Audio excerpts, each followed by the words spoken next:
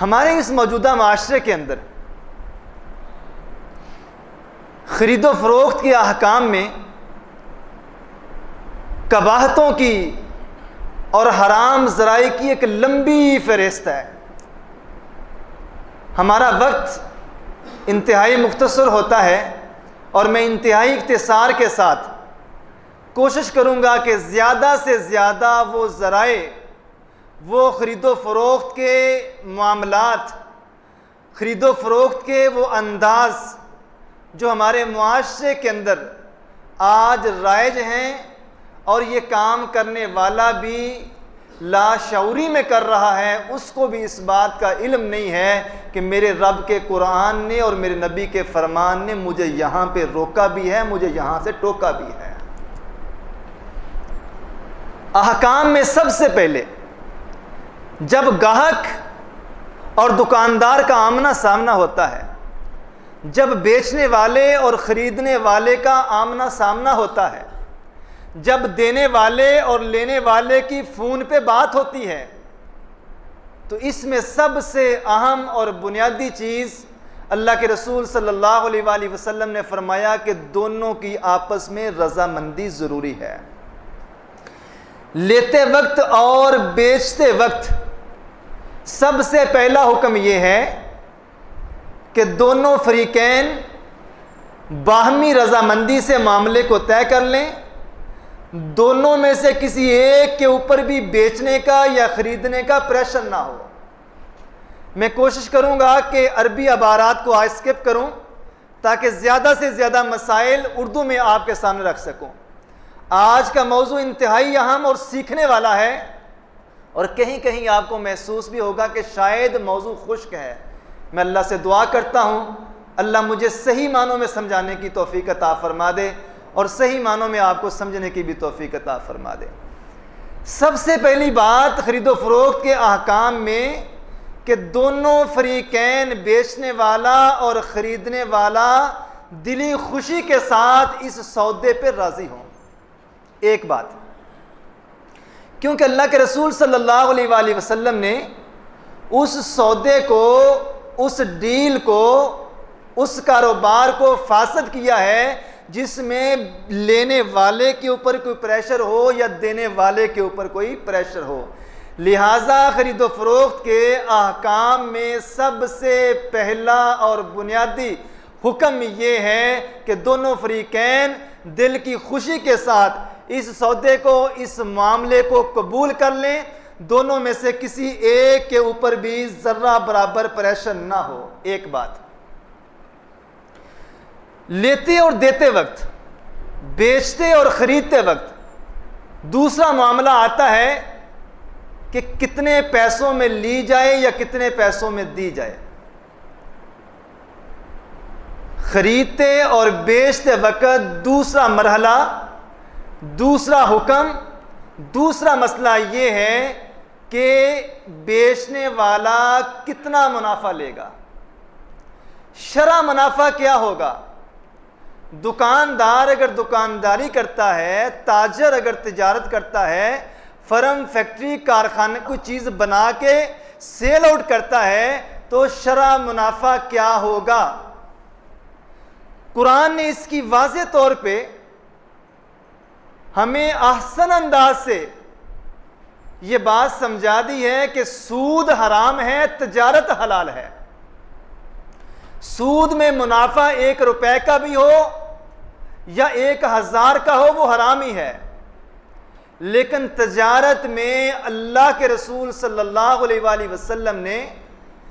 بیچنے والے کے اوپر اسلام نے کوئی پابندی نہیں لگائی کہ وہ کتنا منافع لے گا۔ واضح طور پر اور حکماً اسلام نے بیچنے والے کو یہ پابند نہیں کیا کہ تو اتنے % منافع لے سکتا ہے، اس سے اوپر لے گا تو تیرے لیے جائز اور حلال نہیں ہے۔ ایسی کوئی نص، ایسی کوئی نفی اور ایسی کوئی ممانعت اور ایسی کوئی روک ٹوک بیچنے والے پہ اسلام نے نہیں لگائی، کیونکہ گاہک نے جب چیز لینی ہے اس کو سودا وارے میں ہے تو اس نے چیز لینی ہے، اور اللہ کے رسول صلی اللہ علیہ وآلہ وسلم کی حدیث ہے کہ شرح منافع کیا ہونا چاہیے، چیز کا ریٹ کیا ہونا چاہیے، یہ حق اللہ کے رسول صلی اللہ علیہ وآلہ وسلم نے فرمایا دکاندار کے پاس ہے۔ اس کو علم ہے کہ میری لاگت کتنی آئی ہے، اس کو علم ہے کہ یہ چیز دکان تک پہنچتے پہنچتے بجلی کے، گیس کے، دیگر لوازمات، کرایہ، بلٹی نکال کے مجھے یہ چیز کتنے میں پڑ رہی ہے۔ اس لیے ریٹ بتانے کا اور ریٹ فائنل کرنے کا حق اللہ تعالیٰ نے بیچنے والے کو دیا ہے۔ گاہک کو وارے میں ہے لے لے، اور گاہک کو اگر 10 روپے میں وہ چیز وارے میں مل رہی ہے یا اس کی سمجھ میں آ رہی ہے لے لے، اگر 100 روپے کی بھی اس کی سمجھ میں وارے میں ہے تو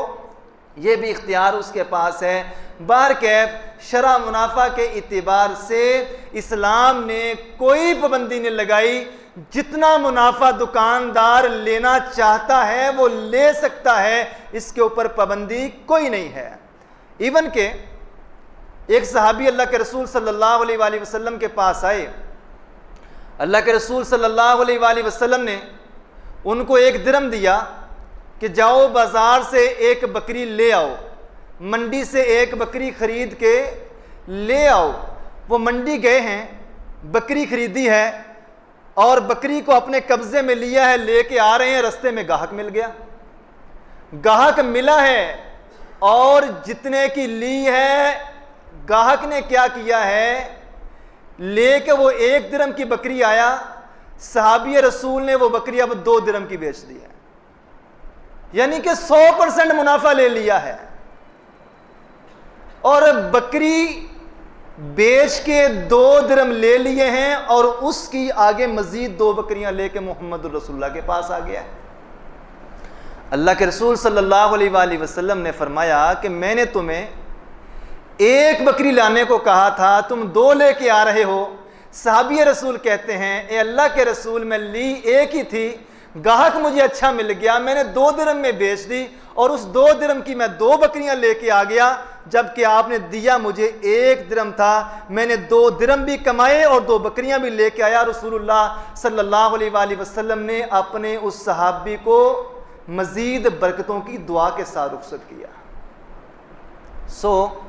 پتہ یہ چلا دوسرا اہم مسئلہ، دوسرا حکم کہ شرح منافع کی اسلام نے کوئی قید نہیں لگائی،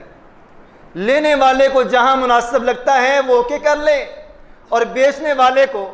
جہاں تک بارے میں محسوس ہوتا ہے وہ شرح منافع لے کے سودا بیچ سکتا ہے۔ لیکن اس ضمن میں